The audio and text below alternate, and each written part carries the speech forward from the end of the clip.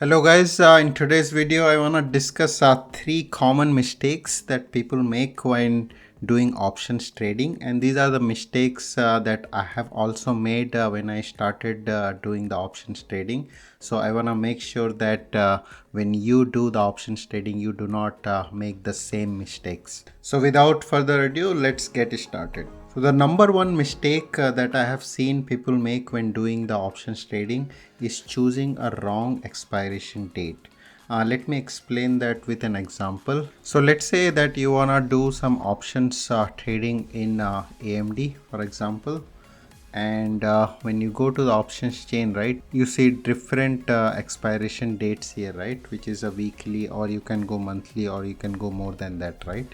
So when you do select expiration date, the mistakes that people make is they might go too long on their expiration date, and that may not give the same kind of return on investment that you could very well get in a short term expiration date, right? So let's say you want to sell a call at $122, right? So here, so what you have to look out here is the theta, right? So if you see the theta, because that is what is the important one when we sell call, right? Or you sell put. In both ways, this is what we are trying to get advantage of, right, which is the theta, right? So if you see, this is 0.26, right, which is $26 of theta, right?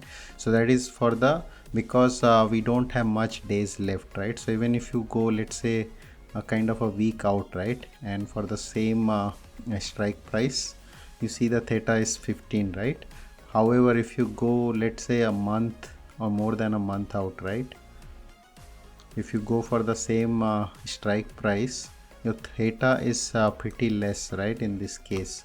So it's makes sense in this case to go for the weekly options, weekly expiry option.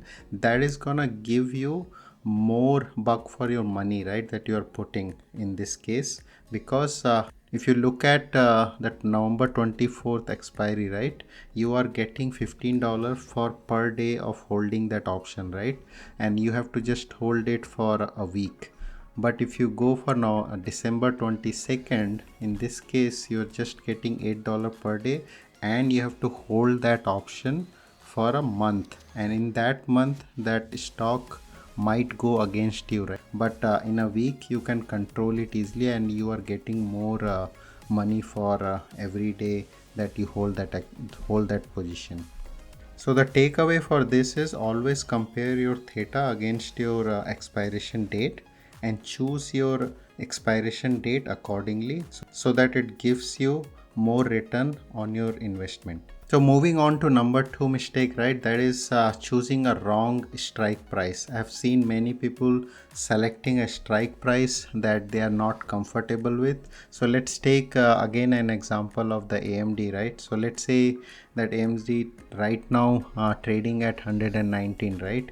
And in this case, let's say you have a position. In this case, I'm just showing my example here, right? So if you see, right, my average cost for AMD is $110, right? So you have to always ensure that whenever you do sell a call, you are selling a call at a strike price that you are comfortable selling your stocks, right? So in this case, I may be comfortable at 122 because of the fact that my average cost is still 110, and I would still be making money even though I have to sell the stocks at this price, right? So that is one key factor when you select a strike price. Do not go deep in the money where you kind of lose your capital, and you also lose your stock, right? So that happens with lot of stocks where the beta is really high and the stock is really volatile. So especially in those cases, you have to be really careful when selecting the strike price. So the rule of thumb here, I would say, is always select a strike price which is more than your average for that particular stock, right?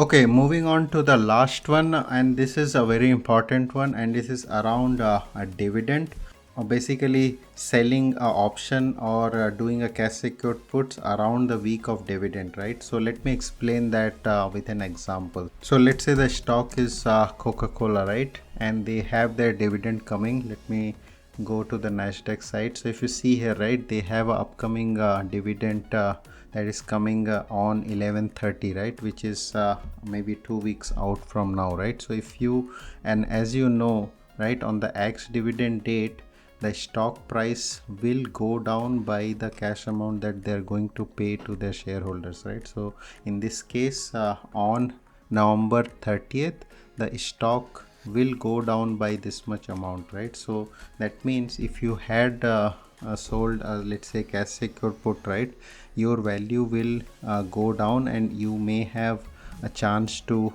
expire in the money, or if you are selling a call, your premium would be less in that case.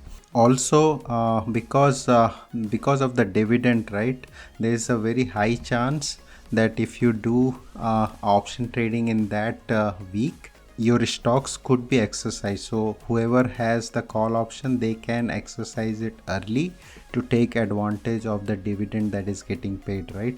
So to avoid all this, it is always best to not do options trading when a stock has a dividend or ex dividend date coming up, right? So in this case, in this example, I would completely ignore the week of November 30th, right, because that is the ex dividend date for Coke. So those were the top 3 mistakes that I have seen people make when doing the options trading. However, there are many other factors that you should be taking care of when doing options trading. I have several other videos in my channel that you can check out how to do properly, let's say cash secured put, or how to do proper selling a call. So you can check them out. I will definitely make a separate video to cover those small factors that you should be taking care on doing the options trading. So that was it, guys, for this video. I hope you liked this quick video, and if you did, please do hit that like button and subscribe to the channel. I'll talk to you in my next video. Till then, happy investing, guys. Bye bye.